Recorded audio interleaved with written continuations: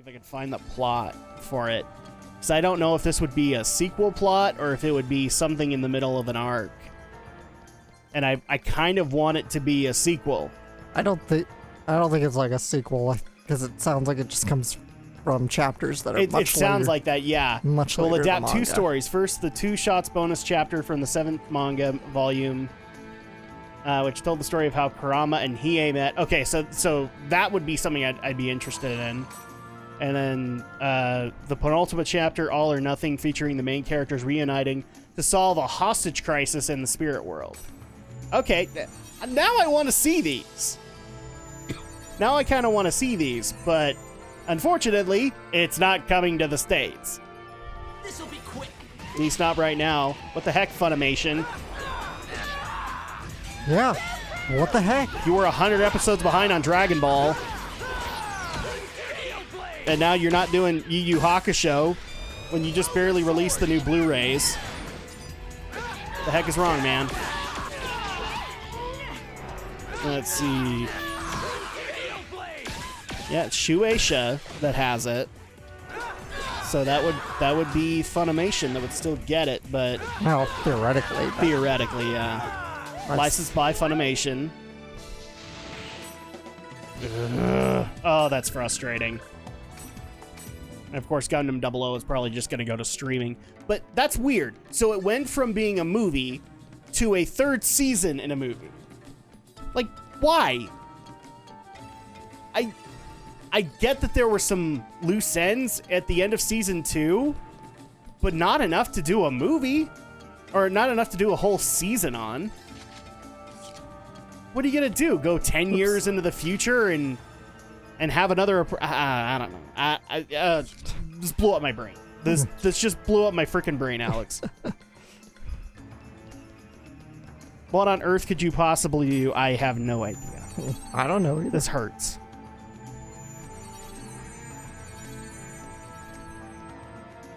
Yeah. I Just try going north. You know, the typical direction that you'd probably be going in a dungeon.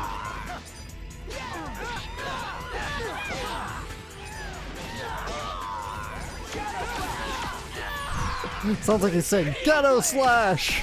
Yeah, kind of. Oh, fun.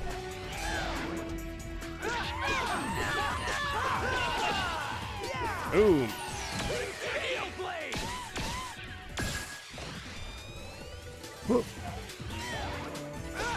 And for those who are asking, yes, my vacation was very helpful. That was nothing. Well, that's good. What did I do on it? Sat back and watched stuff. Like, that's basically what I did. Like, I took 3 weeks, even though we had a bit of a complication happen during it. But I took 3... It was supposed to be 2 weeks. It became 3. Where I just kind of sat back and did what I wanted to do. And so for that, I went and caught up on a bunch of stuff. Yeah, that's good. So like I was telling you on the way here is I finished up Castlevania Season 2. And I know some people are interested to hear what I thought. I liked it. I liked the additional 8 episodes that they gave us.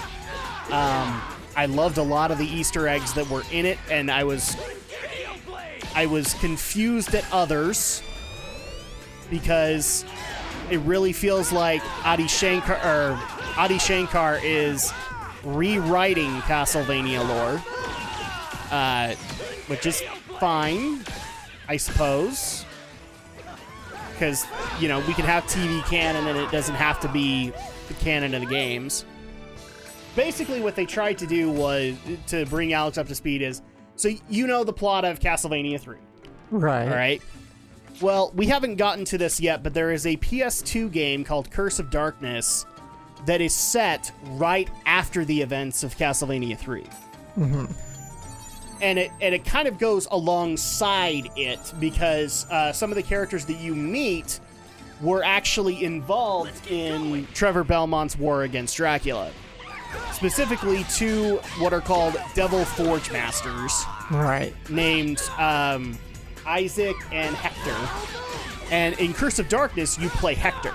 Right. Because he went, like, up until this series, the only thing that we knew about Hector was that he went into some kind of self-imposed exile and started having a happy life, which Isaac then promptly ruined by getting his love interest killed.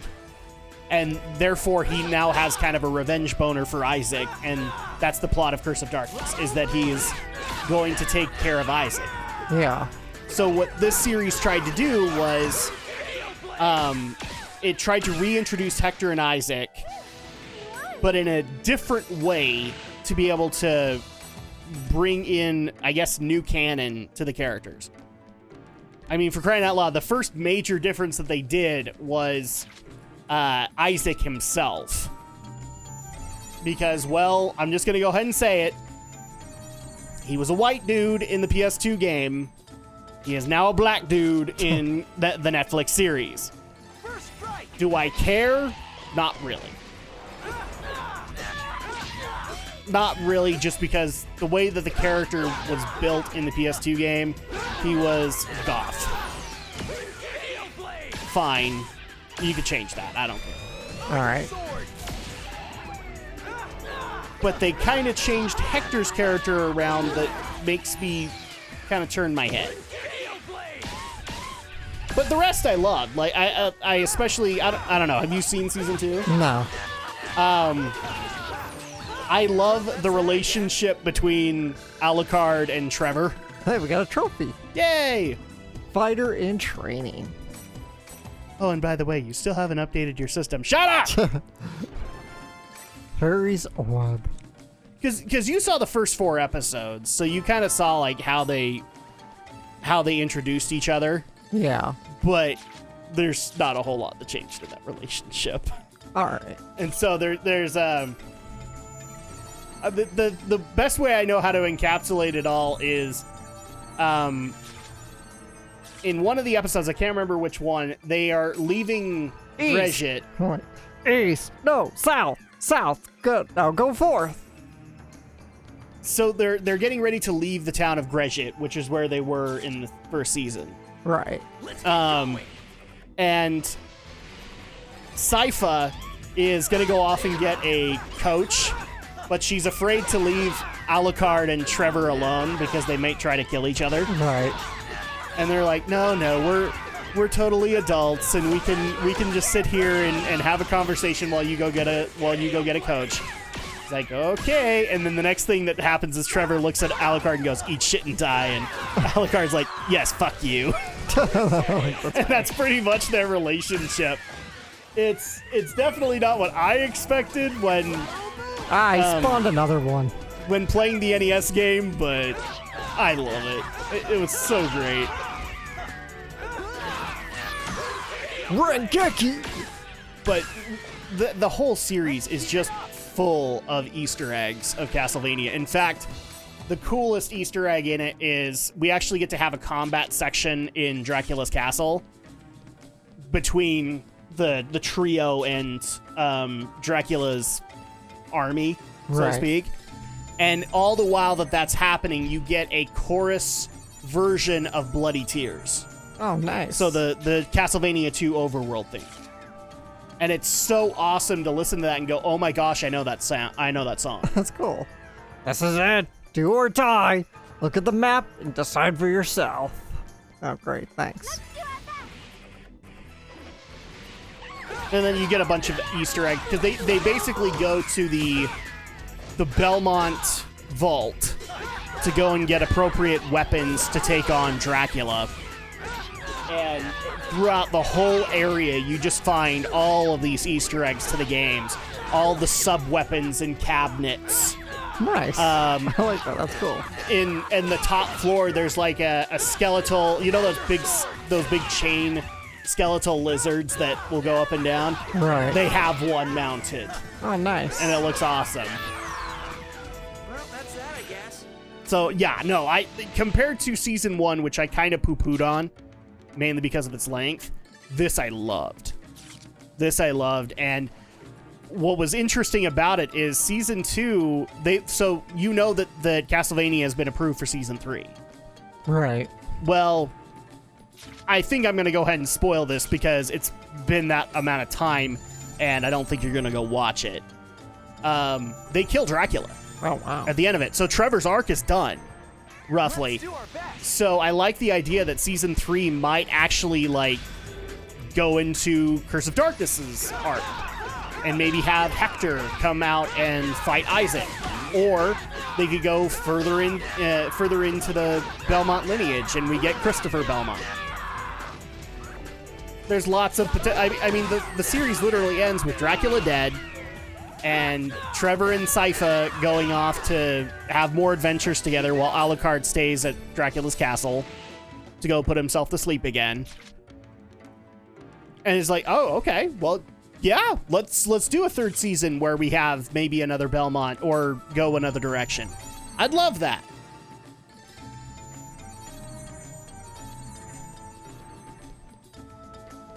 Is this it? I do it. I did it. Yay! You!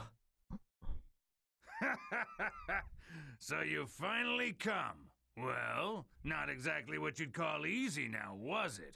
No, it was Hey, pretty easy. I told you, it was nothing. You young pups are so much fun. You have no idea what it means to experience fear. What do you mean?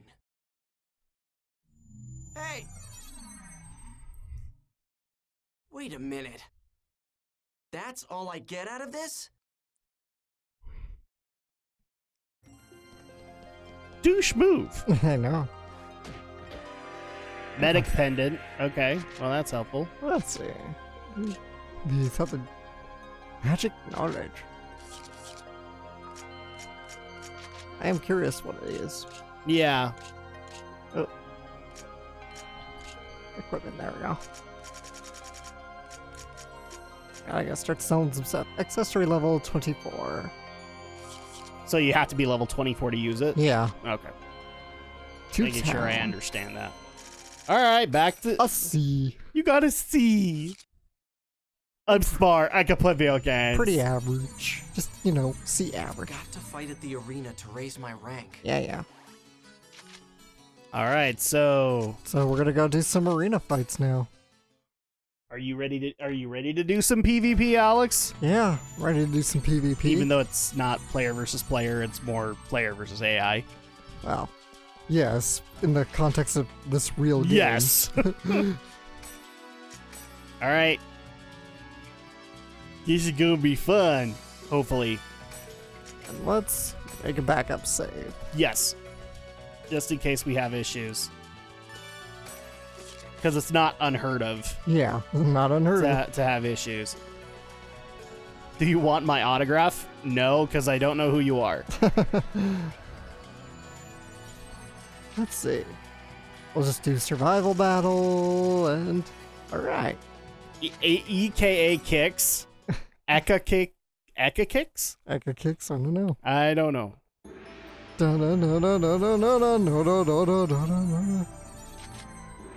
This is who? Okay. Team Haseo and Echo Kicks. So they have a Blade Brandier, a Twin Blade, and an Edge Punisher. An Edge Punisher. I'm gonna show us some punishment. Oh, do we just Start the teleport? battle! Okay. Now is the time for the festivities to begin! You calling us low-ranking cubs? Hey! More like a sleeping lion hungry for its first kill! Let your beastly instincts run wild! Fights dirty?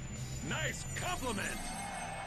While they're asleep, or while they're awake, they think of nothing other than the slaughter! This is their paradise!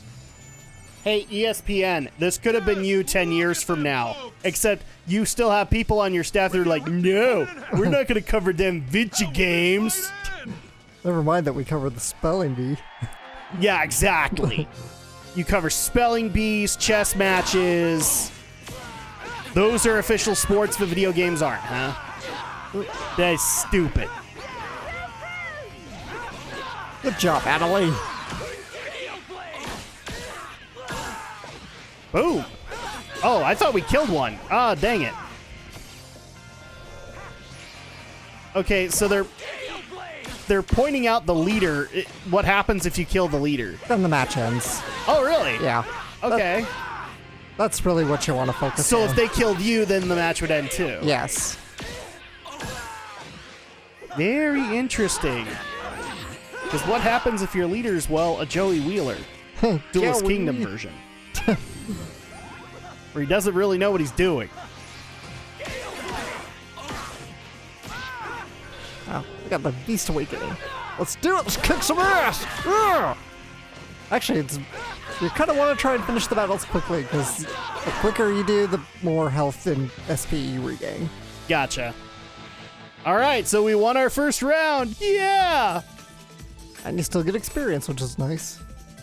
20 win points. Okay, so we just bounce right into the next one. Anti-guild. Yep. All right, so an Edge Punisher, a Blade Brandier, and a Twin Blade. So pretty much what we fought last time. Yeah. Makita Man. Or Machida Man. He's the man that wields a Machida. I guess. Sukiyaki Song. Well, I think I got countered. Yeah, you did. Tis the risk you run when you try to bring Geki people. There we go. Boom! Just like that. All right, cool. So we won round 2. Round 2. Fight. And then we go into the next one. Yep. Okay. Zoo Train. Zoo Train. All aboard the Zoo Train. All aboard the Zoo Train. Oh, and I didn't see what the classes were. Okay. But it's a pig person. Suzuki Pig.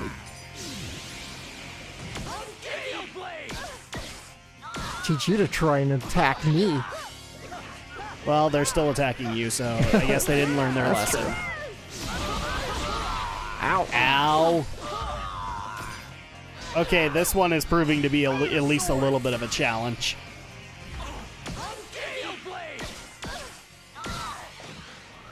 We got the Beast Awakening. Let's rail on him.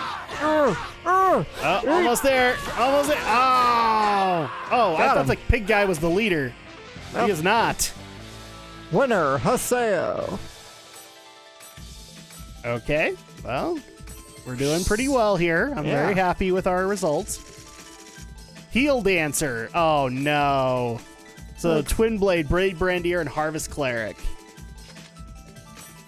Ooh.